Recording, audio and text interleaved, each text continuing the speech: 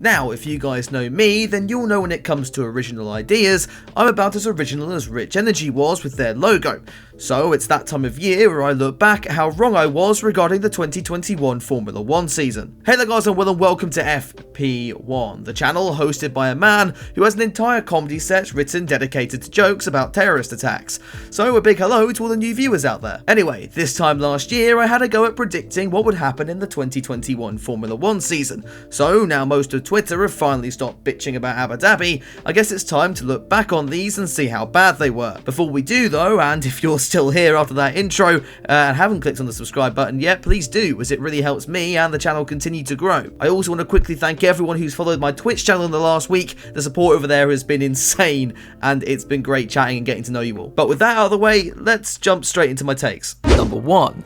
More races will get cancelled and F1 won't have its record-breaking 23 race calendar. Okay, so starting off with an obvious one, and yeah, I was right here. Though a big hats off to F1 for doing such a great job and getting as many races in as possible. We may have lost the likes of Singapore, Japan and Australia among others, but the fact that we still crammed 22 races into this season is nothing to be scoffed at. The sport has taken a lot of stick recently, and though I feel that's warranted, this piece of information has seemed to slip by a lot of people. We had Imola and Portimao fill slots early on, Qatar end up being slightly more interesting than we all expected, and Turkey finally make it onto the calendar, despite its government throwing the idea back and forth like it was a live grenade. Overall, the idea of having a rotating calendar's kind of warmed on me. As there's so many Grade 1 circuits out there, I feel could host an amazing Formula 1 event, and it also gives us the excuse to kick piles of dog shit like Spain into the gutter. Number 2.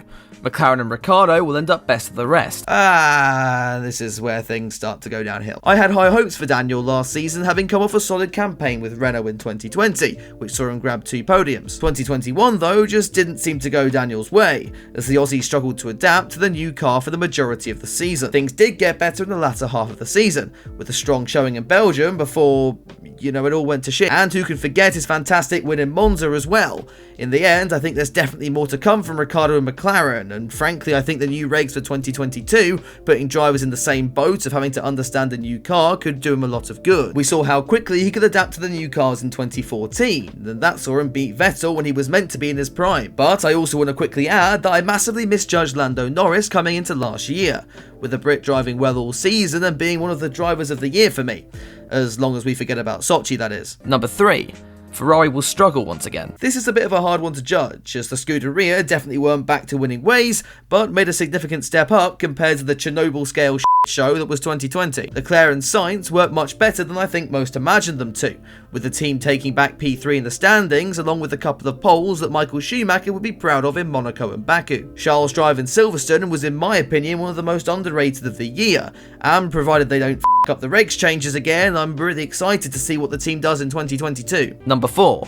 Mick Schumacher and Haas are going to struggle. We're back to winning ways, boys, come on! To say Haas had a bad year would be one of the biggest understatements of all time, with no points and one driver who crashed a lot, with the other who was a magnet to bad PR and controversy. If you haven't watched Haas Watch 2021, I'll just leave a link in the description. I think I've documented the many downfalls last year in enough detail. However, Mick did massively outperform Mazepin out on the track, and yes, that's like comparing a 5-star hotel with a homeless shelter, but it's not like I've got many other options, have I? I will say I think there could be something on the horizon for Haas in 2022, and if not, well, I'll be having a field day with that. Now, before we move on, I do want to briefly talk about the sponsor of this video, and I'm delighted to announce that FP1 has partnered with an energy drinks company.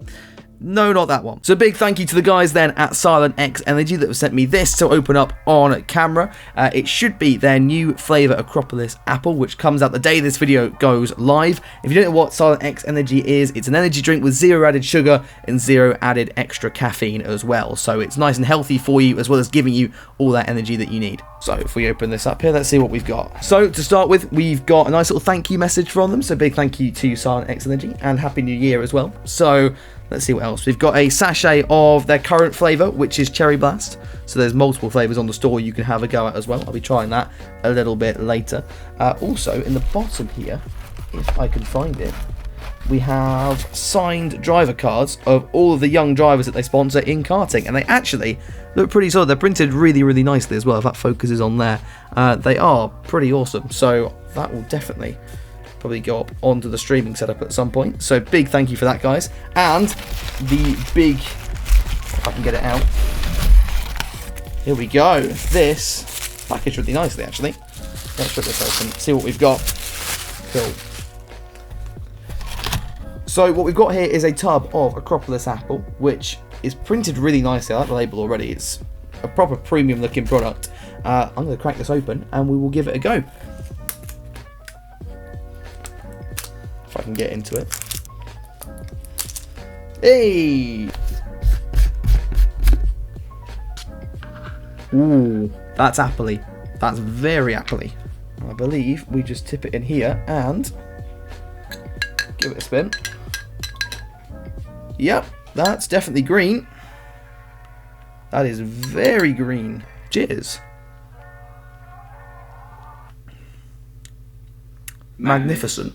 No, seriously, that is actually really good. I don't even think I put enough in here, and this tastes fantastic. So yeah, a big thank you then to Cyan X Energy for sponsoring this segment of the video. You can check the product out down in the description below. Yeah, make sure you do. It helps support the channel as well. So yeah, massive thank you guys. Now let's get back to the video. Number 5. There'll be more drivers subbing in over the year. So not much really to talk about this one, besides the fact that I was right, with Kimi opting to try out retirement early, missing Zandvoort and Monza while being replaced by Robert Kubica. Not going to make a joke this time, I promise. I'll be honest, I was anticipating more, but that's not stated in the predictions, so we'll just move on then. Number 6. Valtteri Bottas, we better, but still underwhelming. No, I had to triple check the stats on this one, but despite there being 5 more races last year than there were in 2020, Bottas scored 1 less win, 1 less pole, and only 3 more points. Yeah, there's a reason this guy's gone to Alfa Romeo. The fact that Valtteri was in the Mercedes yet had to battle with the Alfas in Baku and George and Imola is all we really need to know. In fact, this car crash probably sums up his season. Merc did still clinch the Constructors' crown, and fair enough. However, I still feel it's the right time for Valtteri to move on to pastures new. But I feel he could be able to find form at Alfa, and is probably the perfect replacement for the outgoing Raikkonen and mentor to the young Guan Yu Zhou. So I guess we'll have to see what becomes of Porridge Man in 2022. Number 7. Lewis Hamilton will win a race in 2021. Yeah, this was a joke and unleashed this unholy creation to the world, so we'll just move on past this one, shall we? Number 8.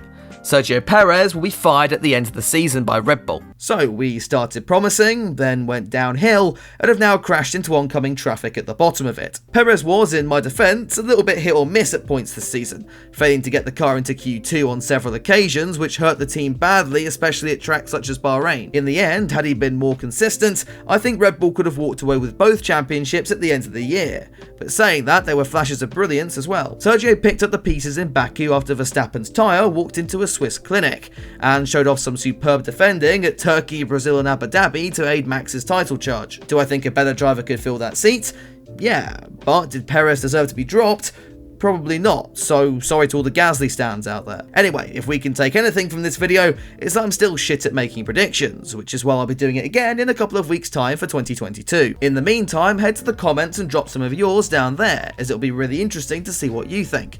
And if you enjoyed the video, be sure to drop it a like and subscribe to the channel for more of me every single week. Also, a massive thank you to the first patrons that are helping to support the channel, and to all those who have donated during the Twitch streams as well. You're all absolute legends, and the support has been utterly phenomenal, so thank you. But for now, that's all from me. I'll see you soon with another video, but until then, have a good one.